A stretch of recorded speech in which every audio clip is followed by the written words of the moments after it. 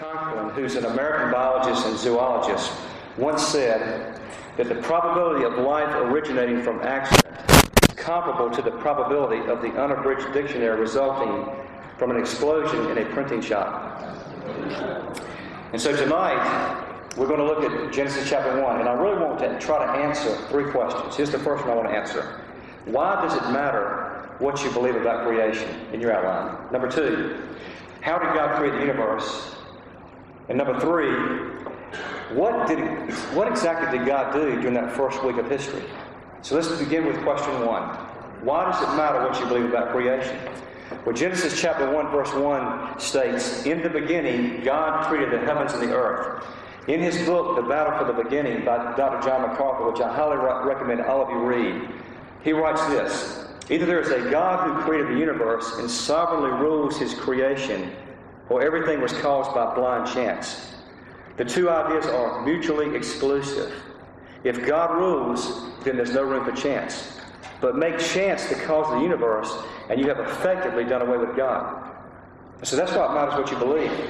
As I've said before, if you can believe the first verse in the Bible, then you won't have any problem believing the rest of the Bible. The words of Genesis chapter 1, verse 1 essentially account for everything that has been made, the universe and all of creation. Henry Morris writes, "Genesis 1:1 is unique in all literature, science, and philosophy. Only the book of Genesis even attempts to account for the ultimate origin of matter, space, and time. And it does so uniquely in terms of special creation." I'm going to give you some things in the outline, so just follow along with me. I want you to understand that in this very first verse, we're all faced with a choice. Either we believe that God created the heavens and the earth, or he did not. And here's why it matters what you believe. If God did not create all that we can see, then he does not exist at all, and nothing has any meaning or purpose. We are just higher forms of animals in the evolutionary stages of development, and we're left to survive as best we can. And so it literally is survival of the fittest, if that's what you believe. However, if God is behind creation, then that alone gives meaning to life, and it also means that there's a purpose for our existence. And man, there's one thing I want you to understand that we're going to really delve into this week, and particularly next week. God created each one of you with a purpose. You're not an accident. He created you with a purpose. Douglas Kelly, who's professor of systematic theology at Reformed Theological Seminary, writes, "Essentially, mankind has only two choices. Either we have evolved out of the slime and can be explained only in a materialistic sense, meaning that we're all made of nothing but the material, or we have been made on a heavenly pattern." I'm going to actually show you next week that we've actually been made by the material, but God took that material and he made it based on a heavenly pattern. And so, man, what you believe about creation matters, because out of your belief concerning creation, that will give way to the starting point for your entire worldview. In other words, what you believe about creation will affect everything that you believe about life. Francis Schaeffer, I don't know if y'all remember him, he died in 1984, but he was a brilliant theological Christian scholar. He was a Presbyterian, and he once said, just talking to show the importance of creation in his mind. He said, "If I only had an hour to spend with an unbeliever, I would spend the first 55 minutes talking about creation, what it means for humanity to actually bear the image of God. And then he said, I would spend the last 5 minutes explaining the way of salvation." That's how important creation is. Do you want to know why you're here? Do you want to know what your purpose in life is? Do you want to know where you're headed when you die? Then you need to understand that what you believe about creation actually affects the answers to those three questions. That's why it's so important what you believe about creation. Number two, how did God create the universe? Well, the answer is really very simple. He created the universe by divine fiat, that is, by divine decree. God instantaneously spoke creation into existence. When he said, "Let it be," guess what? It was. You see, evolution teaches the exact opposite. Evolution requires a process that literally spans billions of years and is still not finished. According to evolution, everything is still evolving. And evolution teaches that everything is moving from chaos to order if you take a reasonable look at the world, you see that it's actually going from order to chaos. It's going from order to disorder. That's the second law of thermodynamics, that everything is breaking down. I mean, you can just walk through a forest and see that everything is breaking down. There's rot and there's decay. We're not becoming more organized. We're becoming more chaotic. Just watch the news. The scientific method requires observation. But who, may I ask, was present when God created the world? Psalm 33 verse 6 states, "By the word of the Lord were the heavens made, their starry hosts by the breath of his mouth." And so David, who wrote most of the Psalms and who was a very intelligent man, he believed that God spoke creation into existence. Hebrews chapter 11 verse 3 says, "By faith we understand that the universe was formed at God's command, so that what is seen was not made out of what was visible." The Latin phrase, I'm not sure how to pronounce it, but I'll give it you the Bethel pronunciation. Creatio ex nihilo. How's that? Creatio ex nihilo. It means to create out of nothing. And see, that's what Orthodox Christianity puts forth, is that God created everything out of nothing. And he accomplished this by his spoken word. When he spoke, creation came into existence. And I want you to understand that, listen, when God created the world, he created it mature. It had the appearance of age. For example, consider Adam. When Adam was created, he was not created as an infant or as an embryo. He was created as a fully grown, mature man.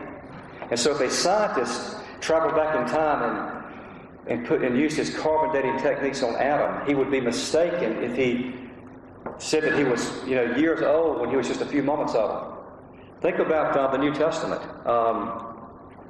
When Jesus turned water into wine. You remember that in John chapter 2? It instantaneously, the host said, "This is the best wine I've ever tasted." Who brings out the best wine at the end? So he implied that it was aged wine, that it was mature wine.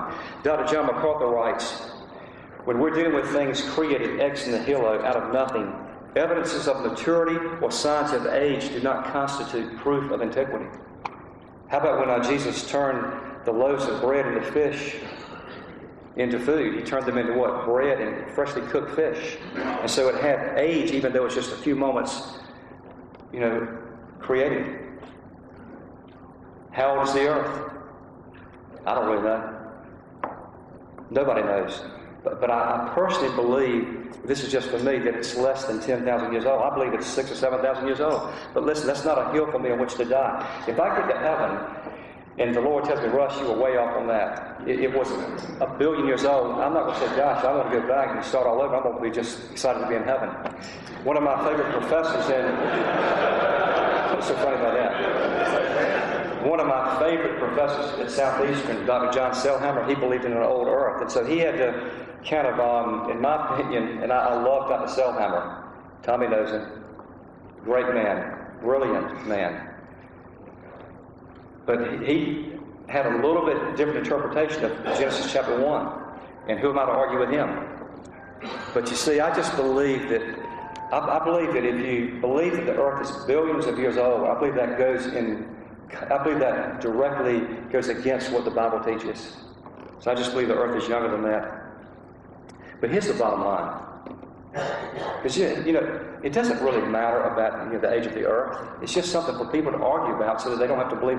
They're looking for a reason why not to believe the Bible.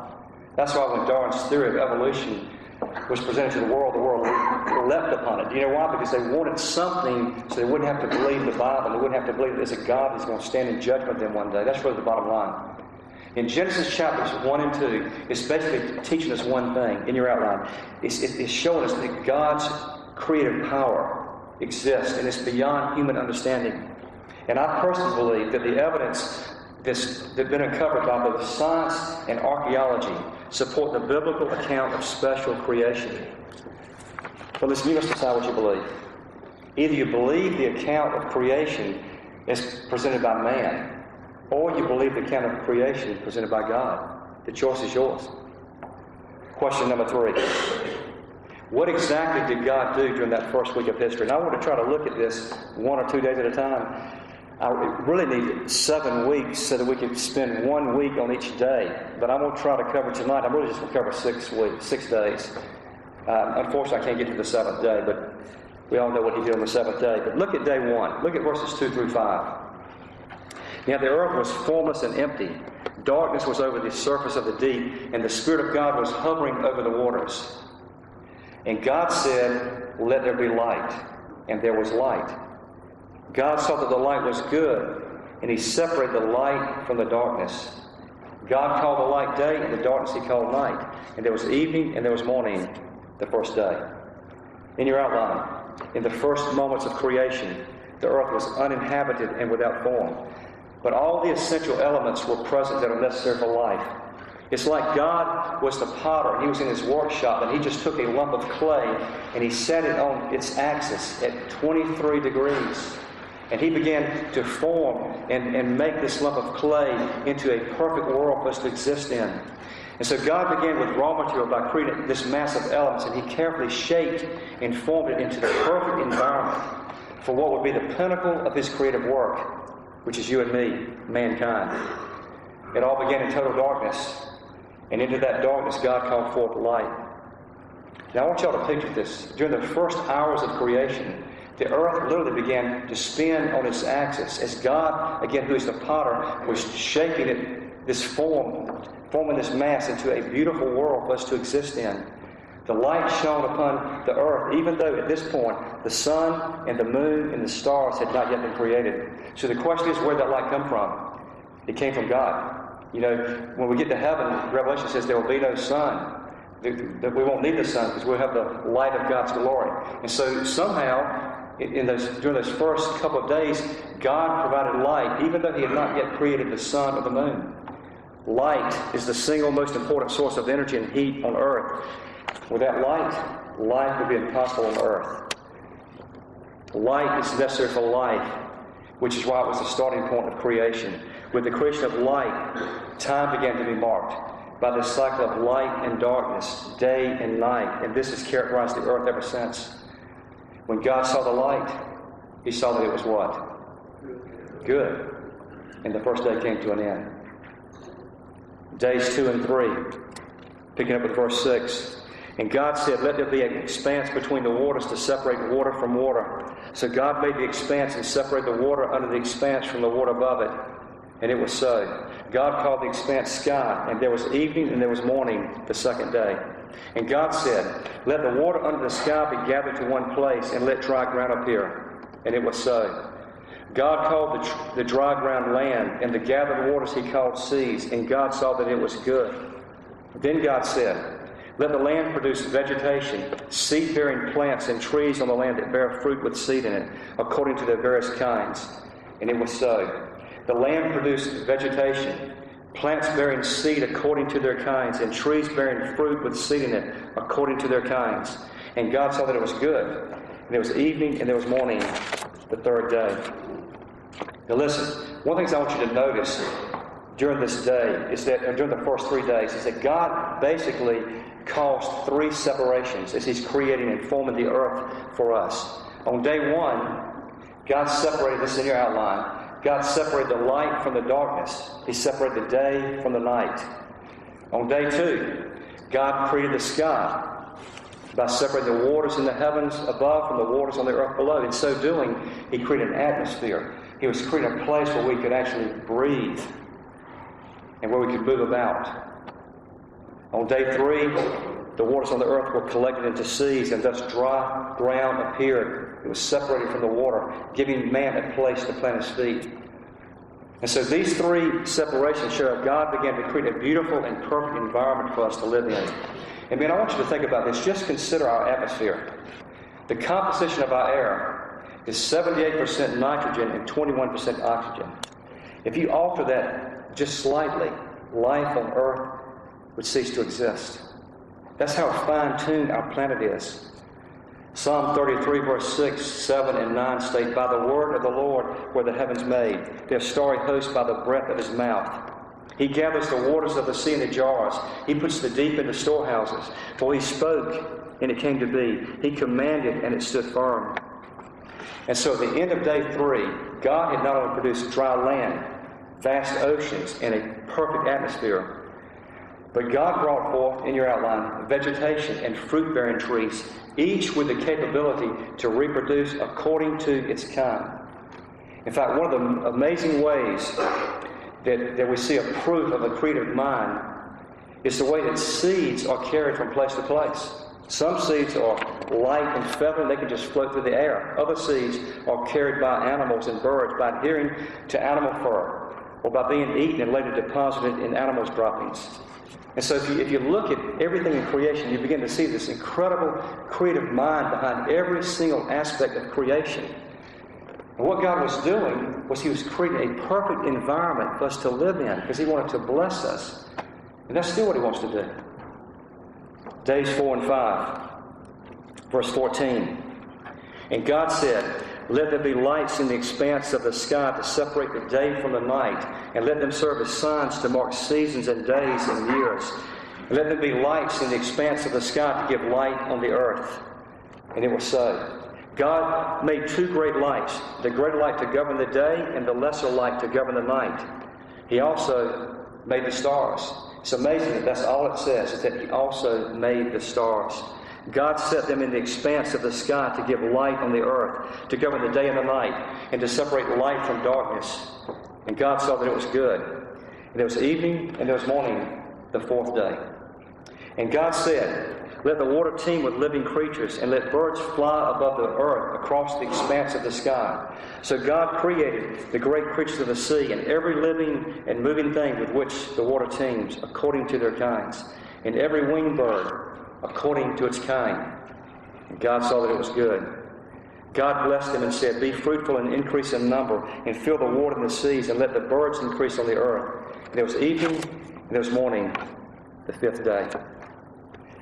Now listen, science struggles to explain the vastness of the universe, with all of its galaxies and the billions upon billions of stars. Do y'all know how many galaxies there are? I don't think anybody really does, but they've estimated that there are about 170 billion galaxies in the observable universe. How they can determine that, I have no idea.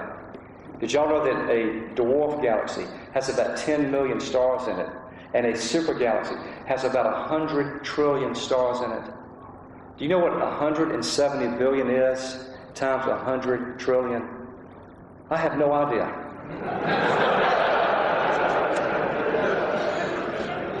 But explain this. How can somebody believe that all of this came about because of evolution? It just blows the mind. I want y'all to consider the amazing design of our world. Did you know that our planet, if the Earth were either 10% larger or 10% smaller, life would cease to exist? Furthermore, Earth is just the right distance from the Sun, allowing for just the right amount of heat and light. If we were any closer to the Sun, we would all burn up. If we were any further away, we would freeze. Consider the amazing fact that the Earth tilts on its axis at 23 degrees. No other planet is tilted like this.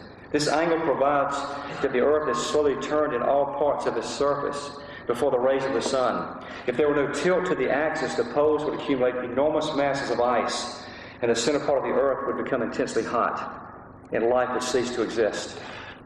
Consider the moon. Without the moon, we'd all die. Did you know that? It's responsible for cleaning the oceans and shores of all the continents. Without the tides, all of our harbors and shores would become one big stench pool of garbage.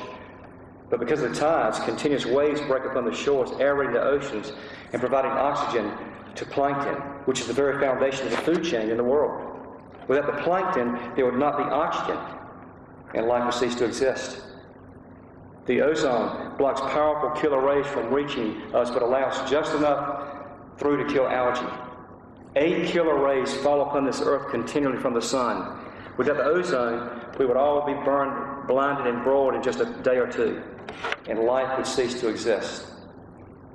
So the question is, how did this amazing universe come into existence? Well, Genesis 1 gives a very simple answer. God made it. He spoke it into existence. And so how can we question God? Think about that. How can we question God? It's really God who should be questioning us. Did you know that God does question us? In Job chapter 38, verses 3 and 4, it's like God has put us up on a stage and He's questioning us. And here's what He says. Brace yourself like a man. I will question you, and you shall answer me. Where were you when I laid the foundation? Tell me if you understand.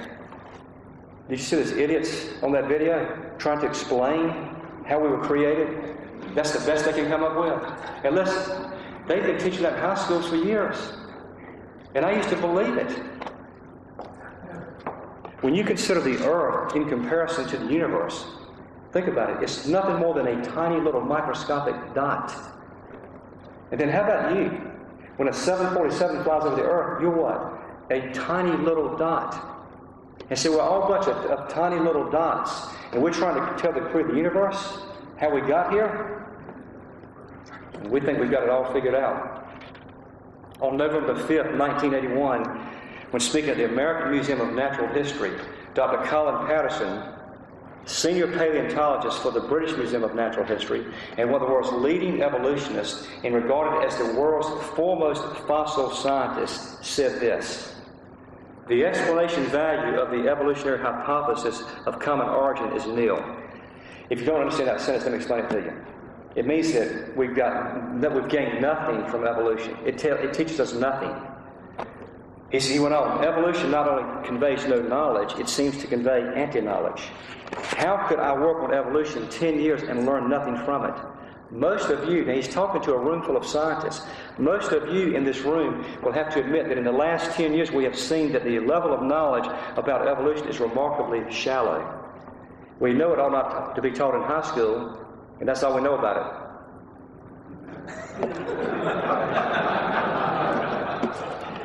And so on this fourth day in your outline, God created the sun and the moon and the stars to help us mark time, to give us a compass to follow when men set out to explore.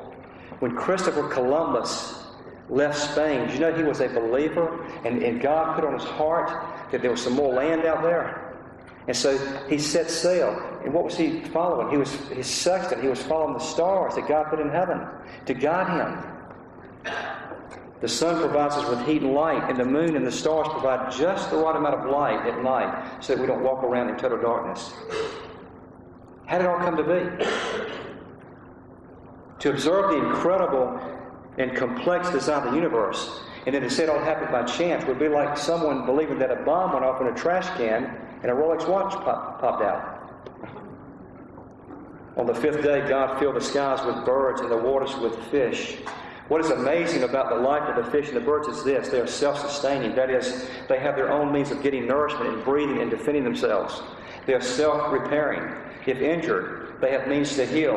And they're self-reproducing with built-in means by which they propagate, each according to their what? Own kind. This phrase, each according to its own kind, underscores the very truth that evolution denies. That when living creatures reproduce, they reproduce only creatures similar to themselves. Apes do not give birth to humans, in case you haven't figured that out. I was just reminded, where's Mark Helms? Raise your hand, Mark. Right back there. Mark went on a trip, and I'm going to have him come up here sometime this year and tell you about his trip. But he had a horrible, he was in Kenya on a mission trip, and they were in a wreck, and he cut his arm about 8 or 10 inches, basically from the elbow to his wrist, about 2 inches wide all the way down to the bone. 4 inches of bone exposed.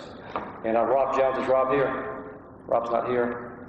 Rob was with him, thank goodness. Rob saved his arm. I'm sorry I'm telling you a story. But here's what's so amazing. I'm not going to tell you more. He said with God's help, Rob saved his arm. That arm is totally healed. Now, how does that happen?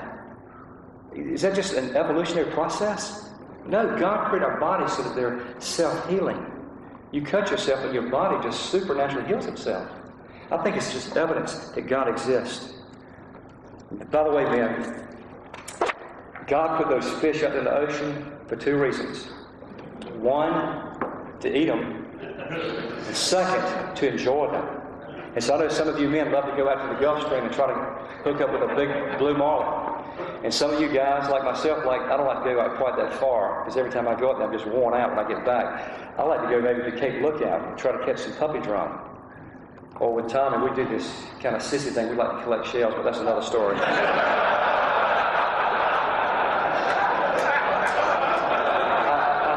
I hate to say this, but my boys and I, we go out to this place called Shark Island, which is Lee Holder here. Where's Lee? Lee didn't want me to tell about Shark Island, so I'm like, look, Shark Island is off the coast of New York somewhere. Anyway, we go out there. My boys are trying to catch puppy drum. I'm walking around looking for shells. They say, what is wrong with our dad? Anyway, where was I going with that? Anyway, so guys, when you go out there and you're fishing, I want you to remember this. God put those fish out there for our enjoyment. He loves fishermen. Remember, Jesus called a bunch of fishermen to come and follow him. And the next spring morning when you wake up and your window's open and you hear those birds singing to God, you remember that God put them there for our enjoyment. You see, everything that God created, he created for you and me because he loves us. God saw that it was what? Good. Day 6. And God said that the land produced living creatures according to their kinds, livestock, creatures that move along the ground, and wild animals, each according to its what? How many times does he have to? Do you think he's trying to make a point? And it was so. God made the wild animals, each according to their what? Kinds, and all the creatures that move along the ground according to their kinds. And God saw that it was good. By the way, I believe the reason why it says there was morning, there was evening, this morning the next day, there was evening, this morning the next day. What's he trying to tell us? He did it over 7 days. I'm sorry I believe that. I believed it when I was 10. I still believe it. Nobody can prove it otherwise. So I'm going with the book. You decide what book you're going with. And when I stand before God, you know what I think he's going to say? You were right. And I'm going to say, you were right. All right, then God said, let us make man in our what? And so notice it says, let us. Right here we're given a little hint that God has this plurality about him. Elohim, by the way, is a plural ending. God is one God who exists in 3 persons beyond human understanding. Let us make man in our image, in our likeness, and let them rule over the fish of the sea and the birds of the air, over the livestock, over all the earth, and over all the creatures that move along the ground. So God created man in his own image. In the image of God, he created him. Male and female, he created them. Breath of life in it. I give every green plant for food. And it was so. So I want to ask him, what about the barbecue? But I get that later. And God saw all that he had made, and it was what? Very good. And there was evening and there was morning, the 6th day. And so as you can see, God has provided everything that we need for life. And everything that he created was for us, for our use, to make our life better. Have you ever considered the cow? Think about the cow. Did you know we use nearly every part of the cow? One average cow produces more than 5,000 quarts of milk a year. They provide us with ribeyes, T-bones, sirloins, and fillets. Even the cow's bones and hoofs can be bored to extract collagen for making gelatin. And the hide makes durable leather. It's so obvious that God made the cow why? For our benefit, for our use. How about a horse? The horse was perfectly designed so that a man's legs and butt fit while riding his back. And how about a dog? Why did God give us dogs? You can kick a dog and he'll lick you in the face. Do you know how you can tell who loves you more between your wife and your dog? Have I told this too many times? You want to hear it one more time? Yeah. You take your wife and your dog, but you men that have never heard this joke, and you go lock them up in the trunk of your car. And you come back in an hour and you see which one's glad to see you. Did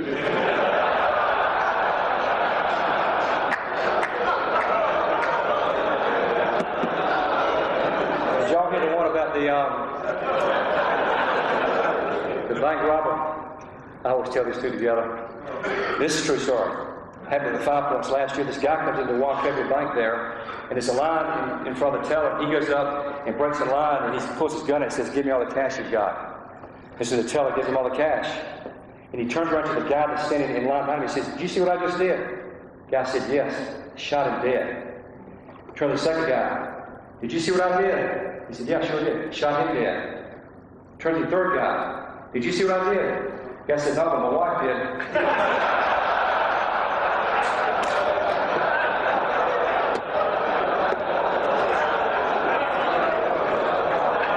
has nothing to do with this sermon. All right. So, what does it mean that God created us in His image?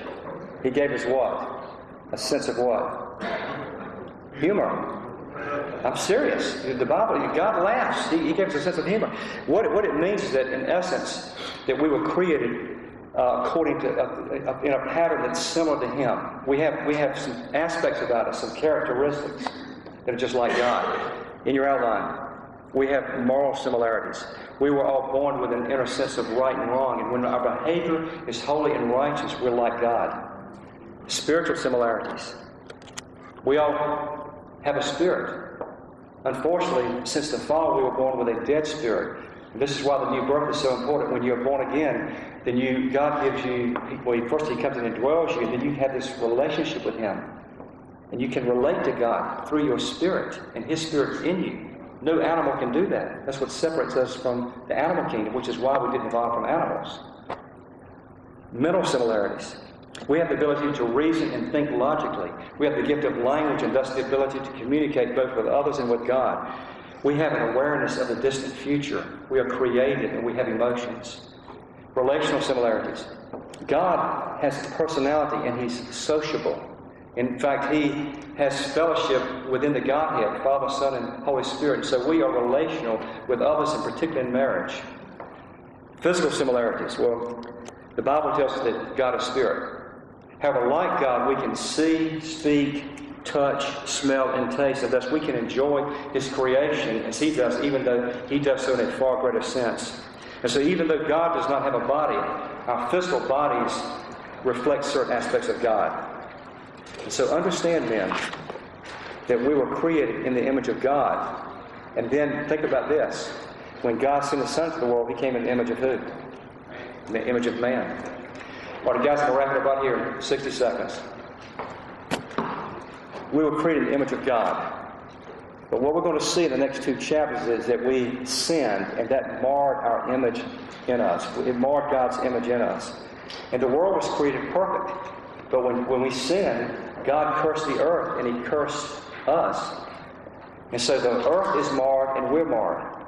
But God is not finished. The reason Jesus came into the world was to redeem us and to redeem the world. And so one day, the Lord is going to come back. He's going to make everything like brand new. And in that moment, when we see Him, we will be like who? We will be like Him. And so listen, the moment that a man is born again, God's Spirit comes and takes up residence within us. And then God begins to work in us to improve our image so that we begin to look more and more like Him. And then 1 John 3:2 says that when we see Him, we shall be like Him. And then we have this great hope of this coming new world, that God is literally going to bring us back to the Garden of Eden. Look at Revelation chapter 22. There's the garden in Revelation 22. There's the tree of life. There's the river. And so we're headed back to the beginning. Do you see that? And then God's not going to lose. He's going to win. His will is going to be accomplished on earth as it is in heaven. He's going to restore this earth, and then all of those who place their trust in Him will live with Him forever. And you know what He's going to do? He's going to tell all His children the same thing He told Adam and Eve: have dominion over the earth. And so for eternity, forever, how long that's forever, we will have dominion over the restored earth, and we will live the way God originally intended for us to live. Do you want to be part of that? Do you have that hope tonight? The only way that you can have that hope is if you're in Christ and He's in you. Let's pray. Dear Heavenly Father, thank you so much for your word. I thank you for these men. I just pray to God that you would put a hedge of protection around each one of them and around